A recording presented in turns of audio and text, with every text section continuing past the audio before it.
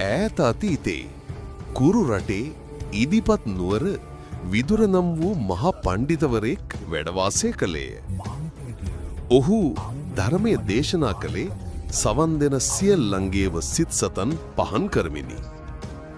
සවන් දීමට පැමිණි බොහෝ දෙනෙකුට පූජා කිරීමට වටිනා වස්තුවක් නොතිබූ බැවින් ඔහු තම වටිනා ආභරණ පණ්ඩිතවරයාට පූජා කළා.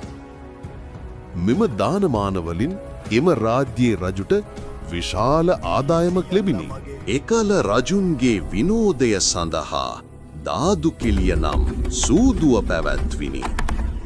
දිනක් නාගලෝකයේ නාගරාජයා විදුර පණ්ඩිතයන්ගේ බණ අසා පැහැදී තමා අතේ පැළඳ සිටි මංගල පේරැස් මුද්ද පූජා කර නාගලෝකයට ආපසු ගියේය.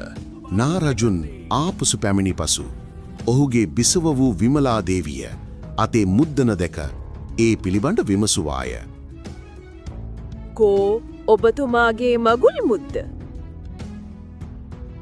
මම විදුර පණ්ඩිතයන්ගෙන් බණ අහන්න කුරු රටට ගියා. ඕම විදුර පණ්ඩිතයන්ට ආභරණ පූජා කළ නිසා මමත් පූජා කළා. විදුර පණ්ඩිතයන්ට දෙන්න මුකුත් නොතිබුණ නිසයි මගුල් මුද්ද පූජ කළේ. මෙම කාරණය නිසා විමලා දේවිය මහත් ශෝකයට පත් වූවාය. ඇය කෑමබීම පවා ප්‍රතික්ෂේප කර පැත්තකට වී ශෝකයෙන් කල්ගෙවූවාය. ඇගේ දියණිය වූ එරන්දතී කුමරිය මවගේ ශෝකයට හේතුව විමසූරිට අම්මේ